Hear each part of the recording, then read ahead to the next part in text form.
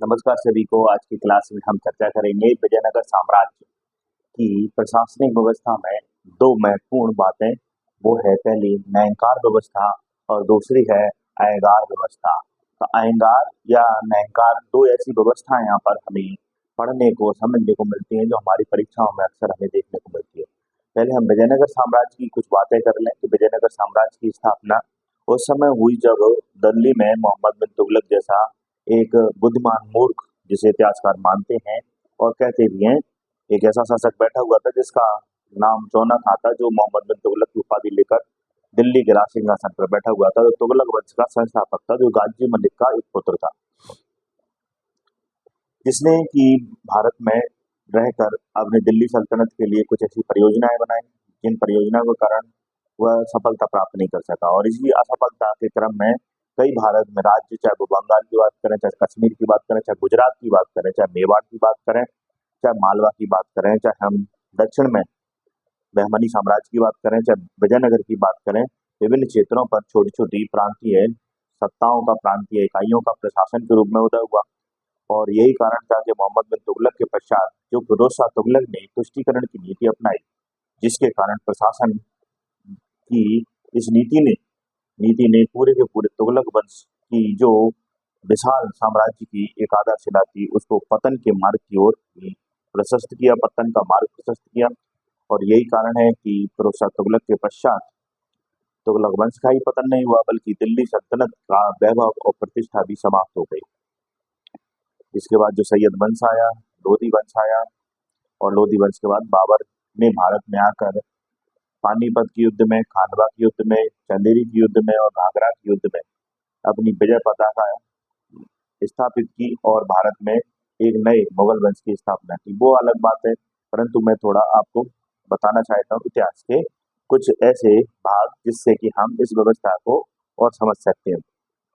विजयनगर की स्थापना तब हुई जब मोहम्मद बिन तुगलक दिल्ली में मौजूद था और उसकी नीतियों से जब अराजकता फैलती है, तो हरिहर और बुक्का दो भाइयों ने मिलकर अपने पिता संगम के नाम पर विजयनगर में संगम वंश की स्थापना की। और इसी संगम वंश ने विजयनगर को एक साम्राज्यवादी विस्तार प्रदान किया।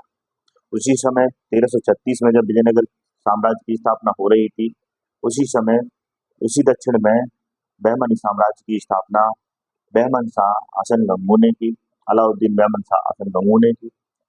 और इस क्रम में बहमनी साम्राज्य का और विजयनगर साम्राज्य का आपस में कई सालों तक संघर्ष चलता रहा, और अंततः इस संघर्ष में दोनों ही राज्यों को हानि उठानी पड़ी, चाहे वो सैनिक हानि हो, चाहे वो धन की हानि हो, चाहे जन की हानि हो।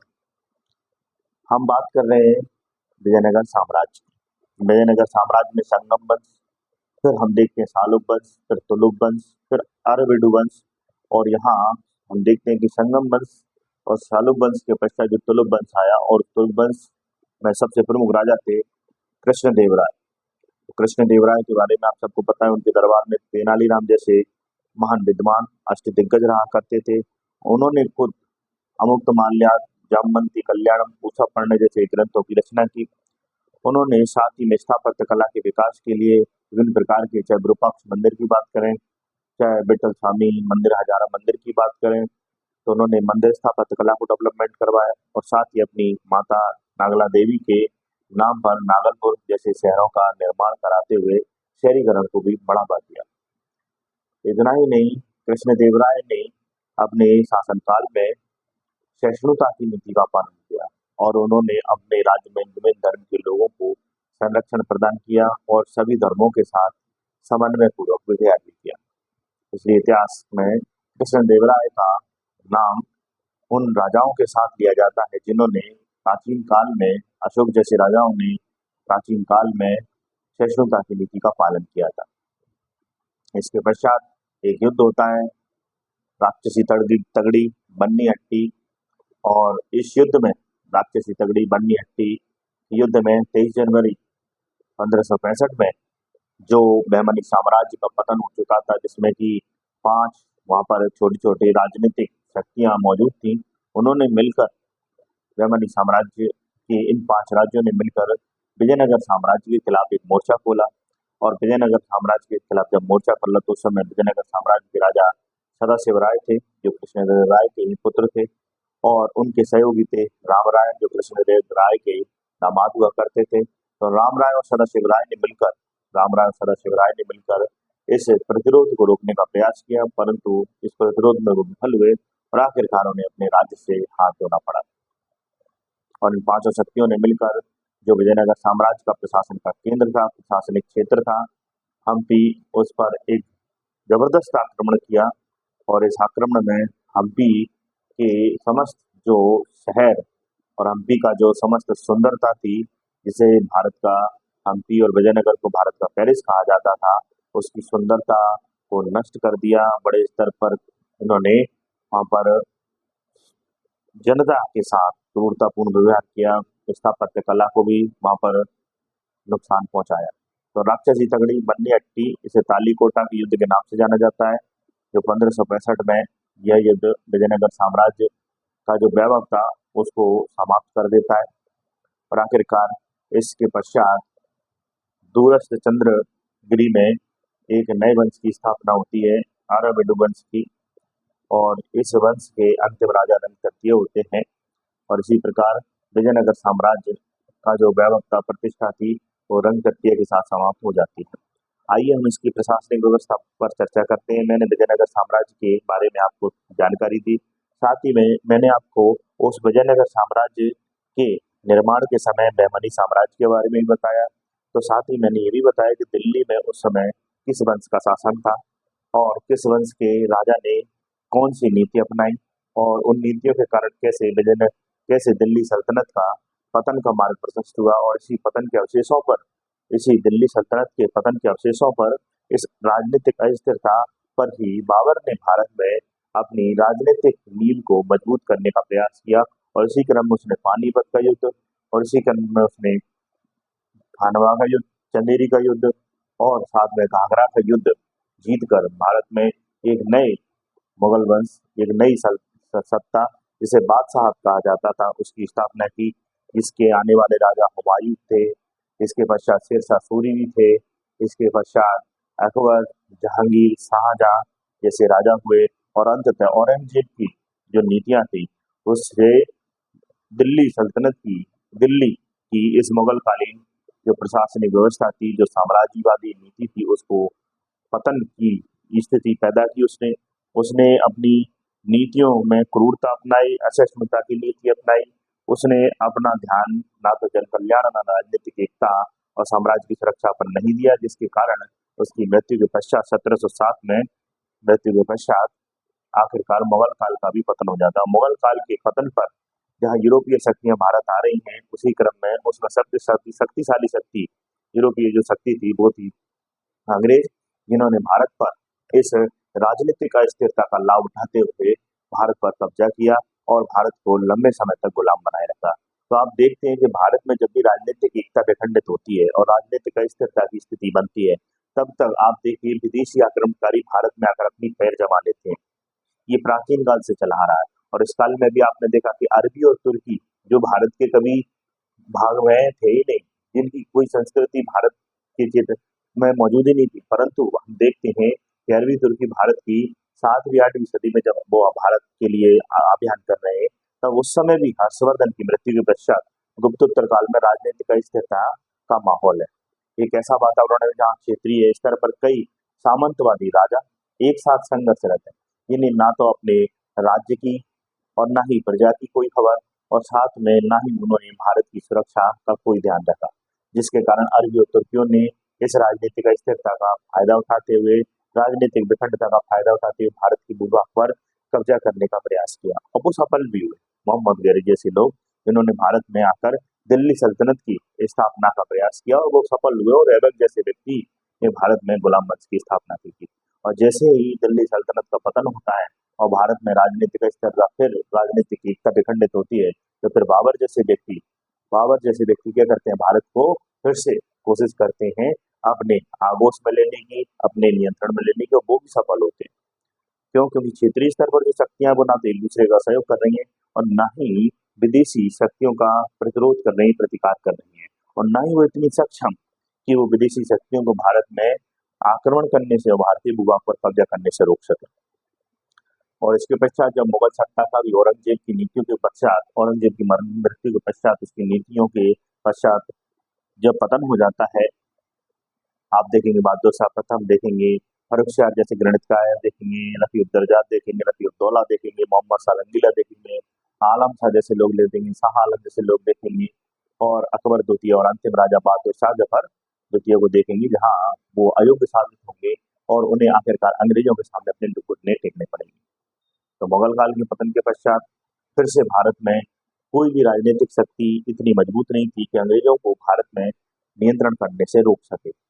आखिरकार अंग्रेजों ने मौका पाकर व्यापार के नाम पर भारत की राजनीतिक सत्ता को अपने नियंत्रण में ले लिया, और इसके लिए उन्होंने भारत में नियंत्रण करने के लिए सहायक संधि और गोद निषेध प्रथा, जिसे हम हड़प नीति के नाम से जानते हैं, वो भारत में लागू करके भारत के एक बड़े भूभाग पर कब्जा किया।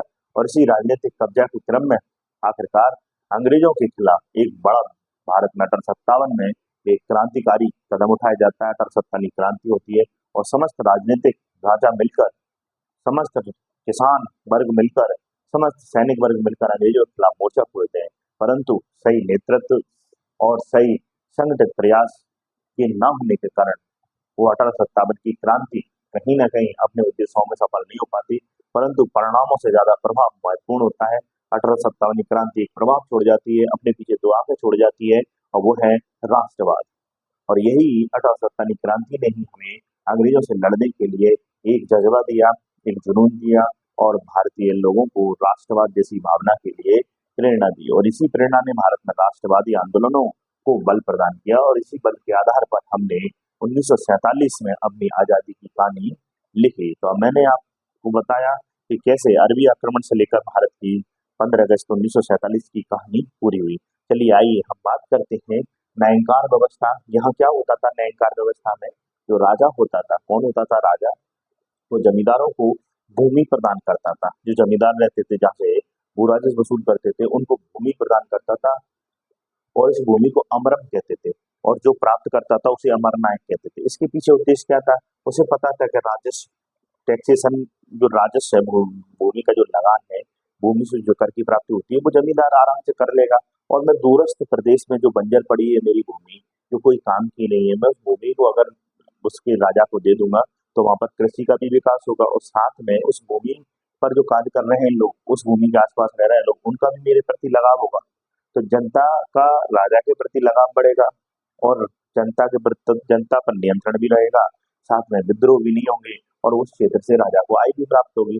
तो इस उद्देश्यों की पूर्ति करने के लिए कि दूरस्थ प्रदेशों पर अपना नियंत्रण, वहां से राजस्व की प्राप्ति, कृषि भूमि के विकास के लिए, और साथ में इससे जमींदार भी सशक्त होंगे, मजबूत होंगे, वो भी अच्छे सैनिक रख पाएंगे, और वो राजा को सैनिक सहायता, राजकीय सहायता प्रदान, राजस्व सहायता प्रदान कर पाएंगे।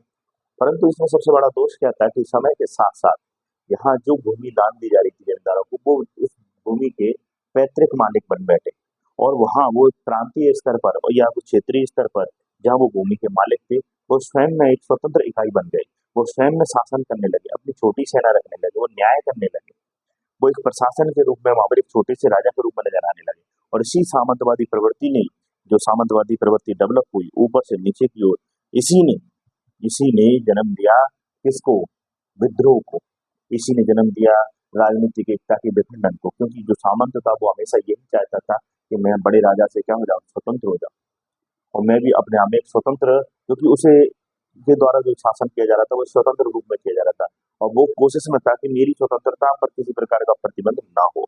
तो जो व्यवस्था राजा ने यहाँ पर जमींदारों को अमरम भूमि के रूप में डेवलप की, अमर नायक बनाया, वही जमींदार जब अपनी इस संपत्ति के पैतृक वारिस बन जाते हैं, मालिक बन जाते हैं, तो उनमें अहम आ जाता है अपनी स्वतंत्रता का।